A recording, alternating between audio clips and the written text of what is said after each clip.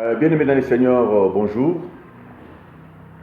Après l'introduction, nous parlons du premier point, qui est l'attitude de chrétiens dans l'Église. Je reviendrai sur les définitions de l'Église, je reviendrai sur le principe de l'Église et je parlerai de tout ce qui concerne l'Église. La Bible déclare que la multitude de ceux qui avaient cru n'était qu'un cœur et une âme. Là, c'est le point capital sur lequel nous allons parler aujourd'hui. Ceux qui ont cru se sont retrouvés quelque part. Et dans cette part ou cette place où ils se sont retrouvés, ça s'appelle dans une église. L'église, c'est un endroit où il y a les mises à part pour Dieu.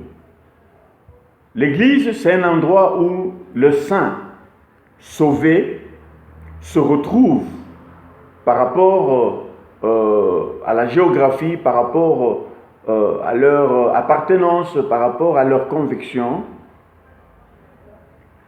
se réunissent, commencent à suivre Jésus, commencent à attendre le retour de Jésus. L'église, c'est un endroit où on accueille le rescapé de la mort. C'est un endroit où on repêche ceux qui ont échoué dans la vie, ceux qui ont échoué. Dans l'église, c'est un endroit où on récupère tous ceux qui sont victimes de l'échec de la science du monde. J'expliquerai ça autrement. Quelqu'un qui a été malade, convaincu que le médecin va le guérir, la science a prouvé noir et blanc que sa maladie sera guérie en prenant tel médicament et tel médicament.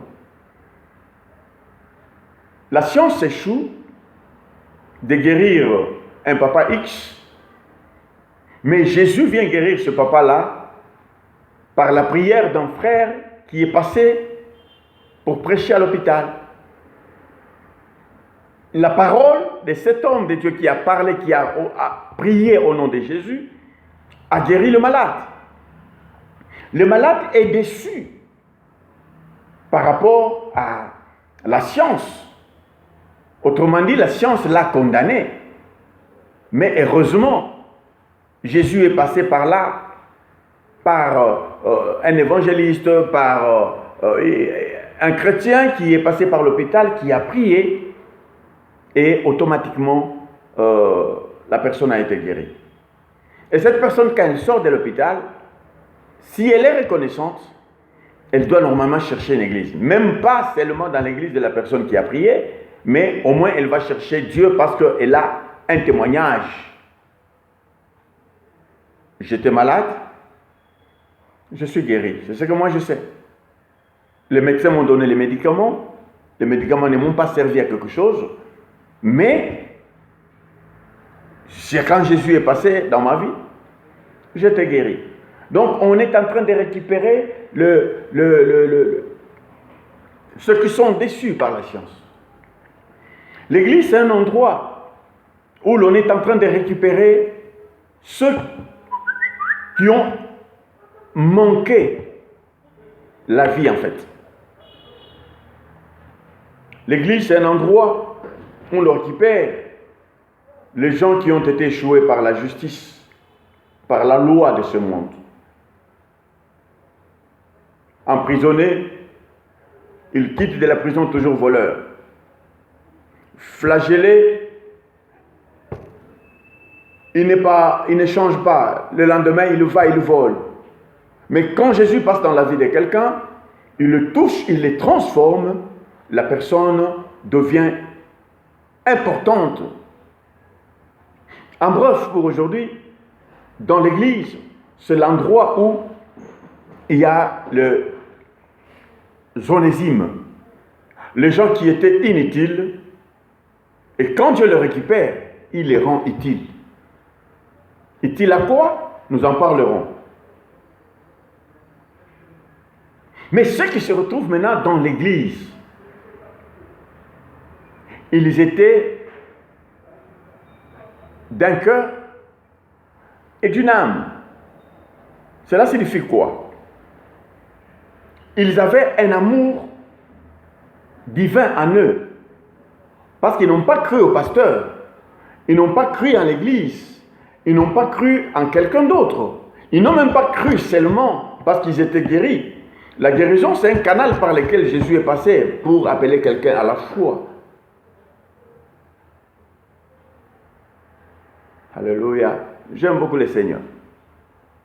Mais ils ont cru en celui par qui la guérison est arrivée. Bien-aimé, je veux que tu comprennes quelque chose. Quand tu te retrouves dans l'église, ce n'est pas par hasard. Tu es dans l'église parce que Jésus te donne une adresse. Et cette adresse, c'est pour permettre à ce que quand Jésus te cherche, qu'il te trouve dans cette église locale. C'est ta foi qui est universelle. Mais ton corps n'est pas universel. Ton don n'est pas universel, bien-aimé. Comme les autres le disent, moi j'ai un don universel. Je ne peux pas avoir une église locale, ça n'existe pas. La force d'un don, la force d'un ministère, ça s'exerce dans une église. Tu ne peux pas avoir un don qui ne sert pas à l'église. Ce don-là n'a pas de sens. Vous devez être d'un cœur et d'une âme dans l'église. Mais qu'est-ce que le diable fait? Il vient dans l'église, il met la zizanie entre les frères. Il met des tiraillements entre deux frères. Il met des complications entre deux frères. Au point que certains n'arrivent pas à se supporter. Ils peuvent prier tous ensemble. Ils chantent tous ensemble. Ils vivent tous ensemble dans l'église. Mais ils ne s'acceptent pas. Cela montre la présence du diable dans l'église locale. Mais dans l'église universelle, le diable n'a pas la place. Dans l'église universelle, il y a ceux-là qui ont le cœur de Jésus. Ce sont ceux-là qui ont la place dans l'église universelle. Comment est ton cœur, bien-aimé dans le Seigneur? Comment est ton cœur? Comment vis-tu avec tes frères? C'est quelle sorte d'amour que tu as? Dans l'église, tu as des partis pris. Il y a des gens que tu aimes, il y a les autres que tu n'aimes pas. Il y a les gens que tu fréquentes, il y a les autres que tu ne fréquentes pas. Il y a dans l'église où les gens se fréquentent par rapport à leur rang social. C'est grave. Très grave. Nous avons lu dans ce passage de Actes des Apôtres, chapitre 4, il n'y avait pas d'indigents dans le 34e verset. Tous ceux qui avaient quelque chose avaient les soucis de ceux qui n'en avaient pas. Mais qu'est-ce que vous voyez aujourd'hui dans l'église? Des belles carrosses. Tu peux les avoir 4, 5. 10 maisons. 70 vestes. Mais dans ton église, il y a quelqu'un qui n'a même pas une veste. Il vient souvent en chemise. Il y a une dame qui vient souvent avec un pagne toujours déchiqueté. Tu le vois, tu adores avec lui, mais tu ne sens jamais que c'est quelqu'un avec qui tu dois partager. De quel amour nous parlons? Beaucoup disent qu'ils aiment Jésus. Mais je ne suis pas sûr qu'ils aiment Jésus. Ils viennent se cacher dans l'église contre toutes les menaces démoniaques qui sont dans le monde. Ils viennent se cacher dans l'église pour qu'ils soient protégés par Dieu. Mais ils ne viennent pas dans l'église pour travailler, pour adorer et vivre la vie de Dieu.